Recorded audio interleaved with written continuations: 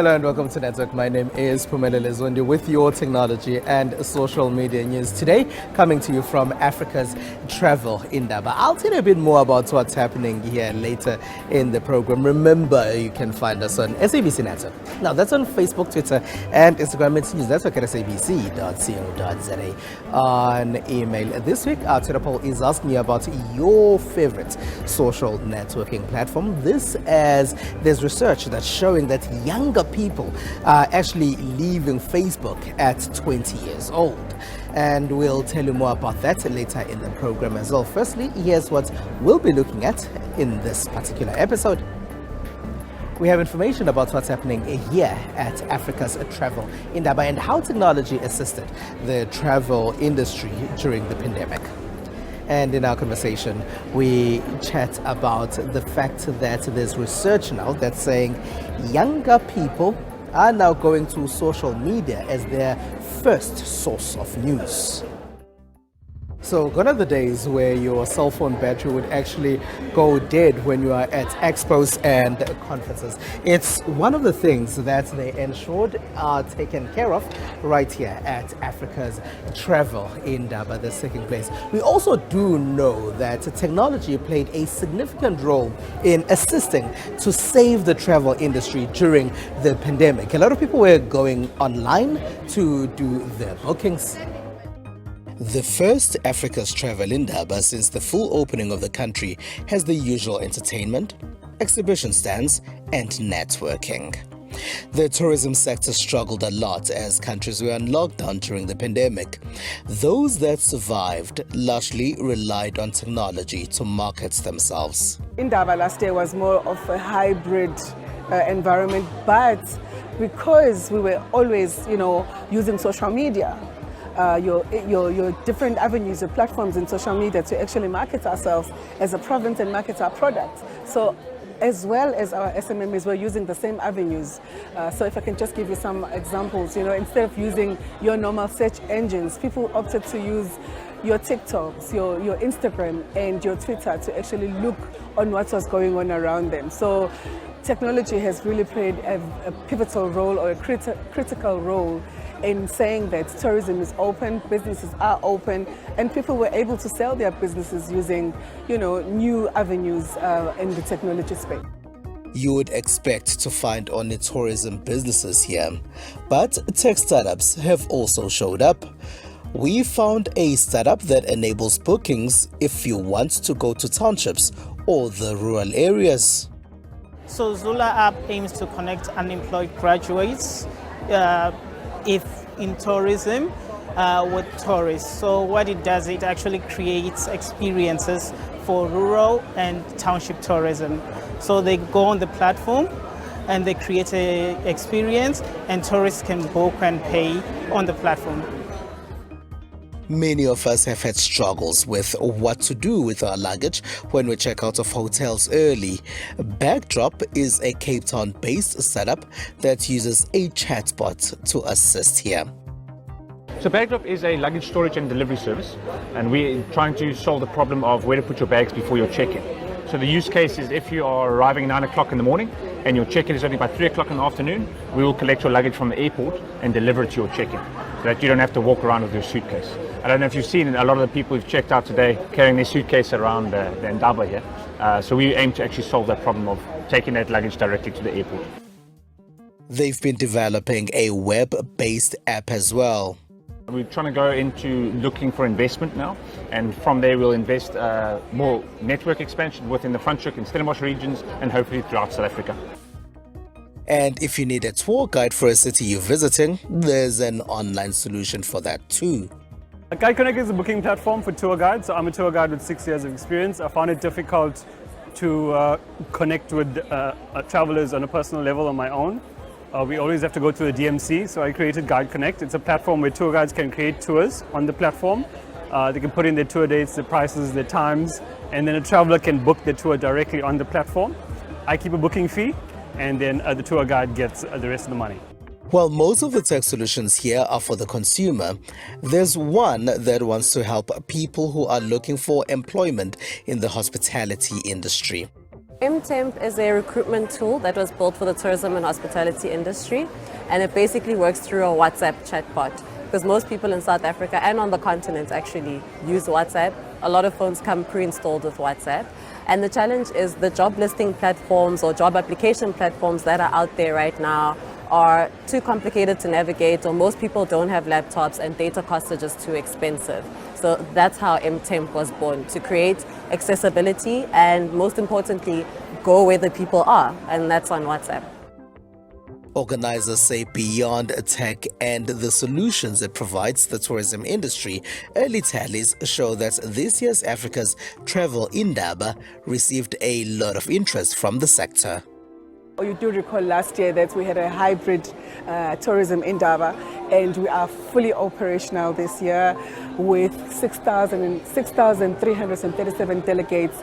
We were anticipating 6,000, but we have a little bit of an incline with 373 delegates coming through. So of course that shows that more African countries are here to visit us, and of course our international countries are here, and our trade from South Africa are here as well. You still find businesses here that say they don't really utilize tech to promote themselves and for many functions of what they do, but they too might be forced to adapt to the fast acceleration of the tech in the industry, a movement that was largely pushed by necessity during hard lockdowns. As we do know that the lockdown changed the way a lot of people consume any kind of content, it also changed the way we view TV, and we've moved to video on demand platforms. SABC Plus has also launched, and it's now a part of these platforms. The launch of SABC Plus in November 2022 underscored the growing importance of digital streaming platforms in the media industry. As more viewers turn to online services for their entertainment needs, traditional broadcasters must adapt or risk losing relevance in an increasingly crowded market. When asked on whether he believes that the SABC has staying power in this over-the-top market, Group Executive for Video Entertainment Merlin Naika had this to say. We launched SABC Plus on the 17th of November. We've seen some really fantastic growth. We've effectively doubled the base since we've launched, and that's purely on accessibility. So we haven't added much new content. It's effectively another way to access SABC 1, 2, 3 and the 19 radio stations. We've added the sports service to the platform, so now you can see SABC Sport and SABC Education and SABC News. So 6 channels that were available previously but not in one sort of home, and the radio stations. We've done some what we call pop-up channels on the platform subsequent to that. And it's encouraging to see that it's been as well received as it has. Popular South African series Yizo Yizo was recently added on Netflix. Nostalgic to many, the debut of the series on the American VOD platform had tweeps typing away their excitement at the reality of binge watching their favorite childhood series. Entertainment industry analyst believes that the SABC missed an opportunity to gain audiences for SABC Plus, having that the series was already listed on the platform. I think there was a clear marketing mishap that they made, because here's the thing: Yizo was on the SABC Plus before it even got onto Netflix, and they did not make noise about it. They did not engage, the public and let the public know that we've got Yizo, which is one of the biggest shows of all time in South Africa. It's loved to this day.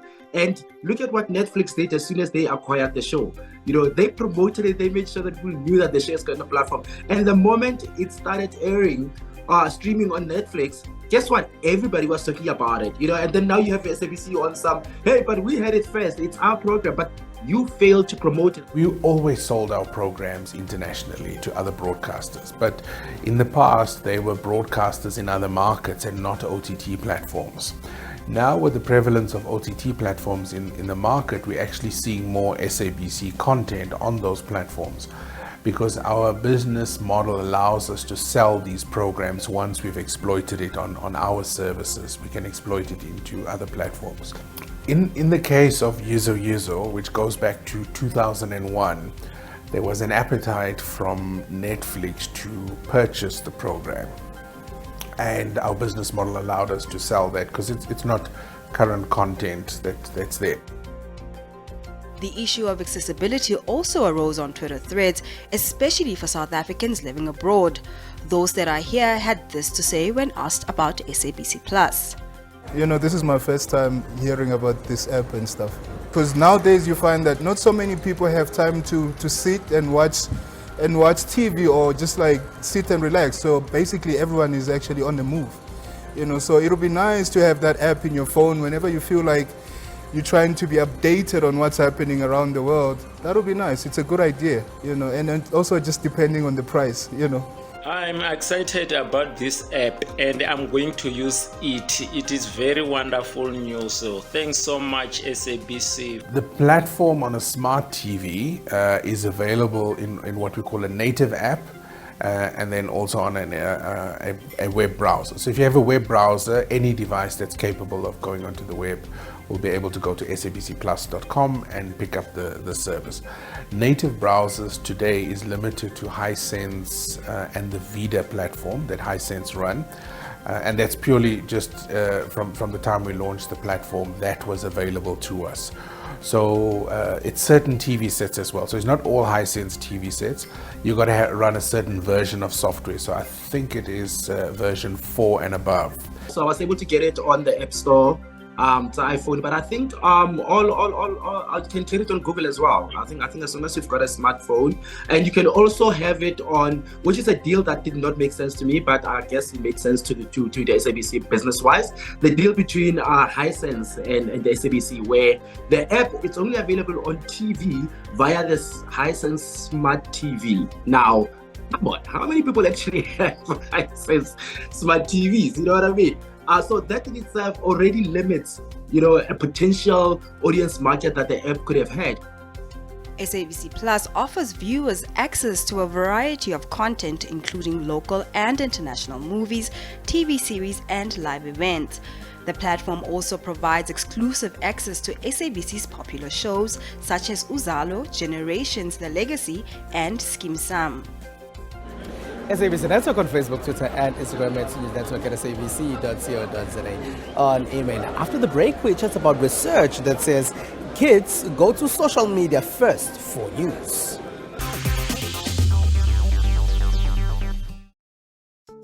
It is the SABC Network on Facebook, Twitter, and Instagram. News Network at sabc.co.za on email. Welcome back. Now, Media Monitoring Africa and UNESCO, which is an entity of the United Nations, have partnered on research that looks at how children consume news nowadays. And one of their big findings is that they're not even on websites anymore. Children have moved on and they've now started using social media. To take us through some of the research and its basic findings is Pagamile Matonsela from Media Monitoring Africa. Hello, and thank you very much for being a part of our network, Pagamile.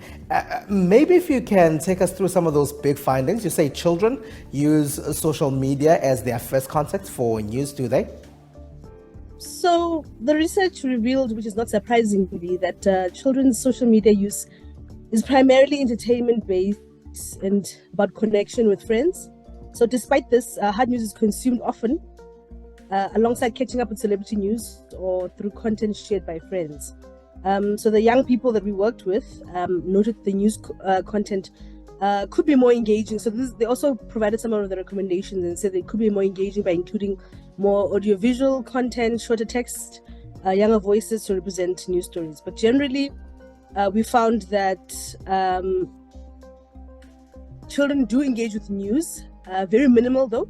They do engage with news, except for the younger girls. So the 13 to 14 girls from Gauteng and the Northwest, from the different sample groups that we took, they were the only ones who did not, which is very surprising for us, who did not engage with the news at all. They felt that news was not something that was relevant to them. They couldn't connect with news, and they felt it was just very confusing and frustrating, and also kind of aroused some emotional frustrations around the country, the economy, what's happening with leadership. And so that's why they distanced themselves from kind of engaging with news on social media, and they primarily then engaged with celebrity news, what we call celebrity news.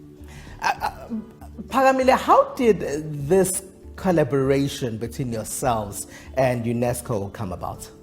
So Media Monitoring Africa has been working with UNICEF, I think, for the past 3-4 years, working very closely with regards to empowering both children and the media in terms of engaging children and providing them skills and resources so they can be able to engage with media and social media, particularly on issues around dis and misinformation. We created the comic book, which has been running for 2 years. We also work with UNICEF to be able to empower the media to be able to report ethically and responsibly on children's issues, to be empowered to be able to hold the powerful to account when it comes to issues of children, and also to empower them to report accurately and engage with children when it comes to issues that are of interest and affect children's lives. And so we've had this long-standing relationship, and really we wanted to work together to highlight or to explore children's access to news on social media. And then also the very important part of it is also then provide media houses or journalists with recommendations for improving engagements with children in terms of news production and providing children with news that is relevant, that is quality, that is engaging for them, so that they can watch news. And so it really speaks to research that is really going to inform some of our own engagement with both news outlets and children online. For MMA particularly, we plan to use those findings to inform our reporting on children in the media course.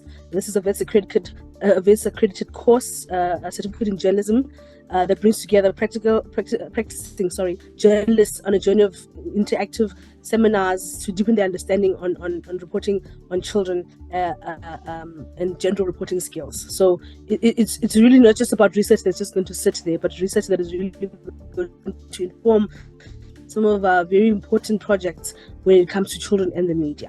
So if the children's first contact with news is social media, do they still find value in traditional media? They have very limited strategies around being able to decipher which news is accurate and beneficial for them versus those that are not, or misinformation. And so even though they first point of contact is social media, and they still trust traditional media, they don't necessarily have the strategies to be able to serve out what is good for them and what is not so good for them. And the idea that they trust traditional media more, but they felt that they don't have time to watch TV.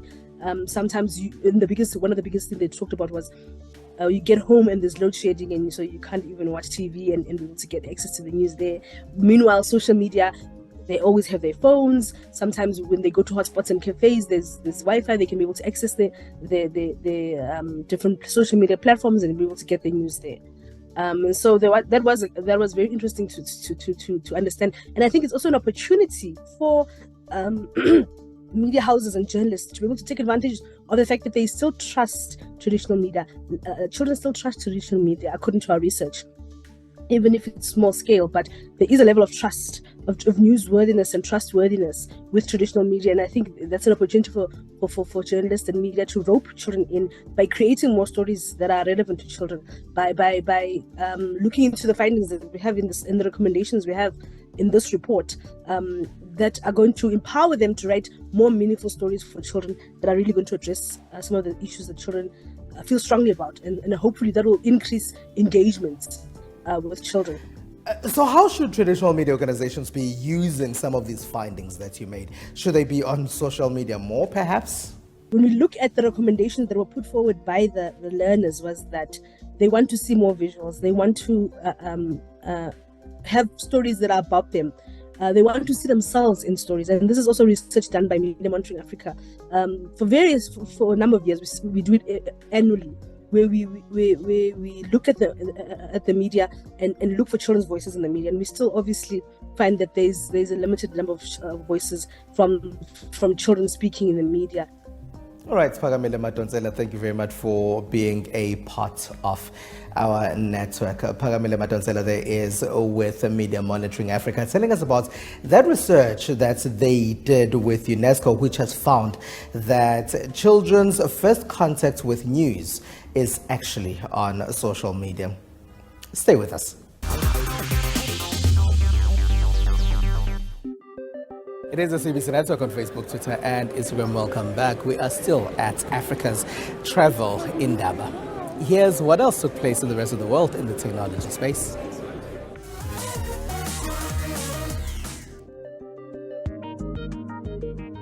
Smart manufacturing is playing an essential role in promoting China's modernization drive.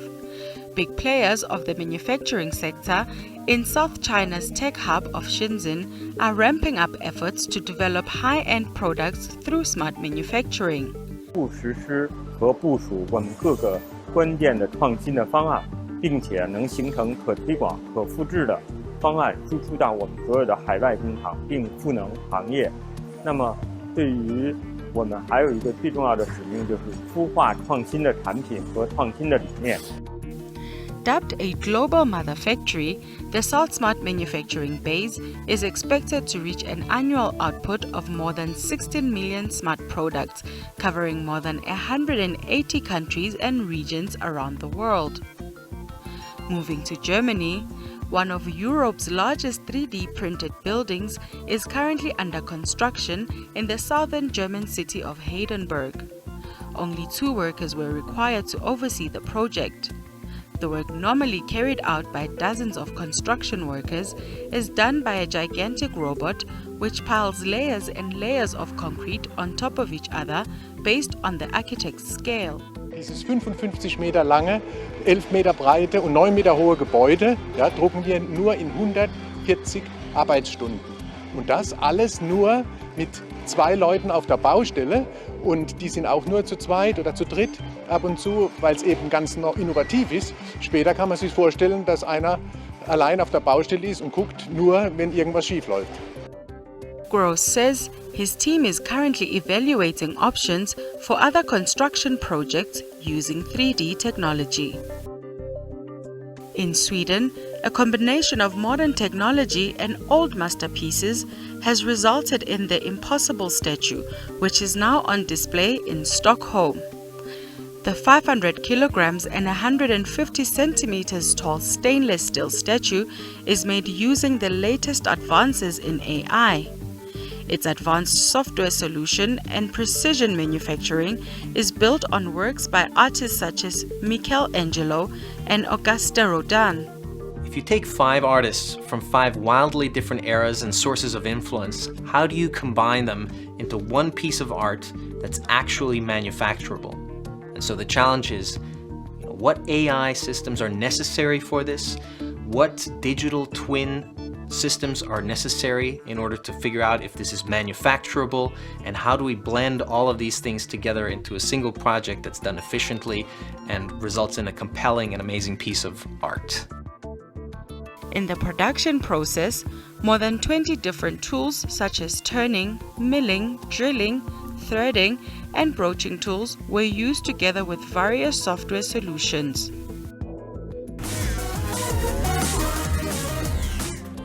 Facebook is about 2 decades old and it has 3 billion users, but new research is showing that younger people are leaving the platform or not joining the platform at all. It's facing stiff competition from other newer social networking platforms. This week, our Twitter poll is asking you what your favorite social networking platform is.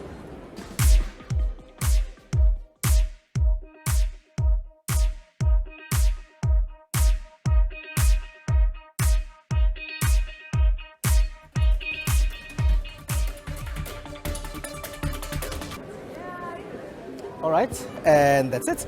That's all we have for you. Remember that you can find us on SABC Network. Now, that's on Facebook, Twitter, and Instagram. It's News Network at sabc.co.za on email. Get on those digital platforms and start booking your journeys. From me, it's Phumelele Zondi and the rest of the team right here at Africa's Travel Indaba. Have a good one. Bye-bye.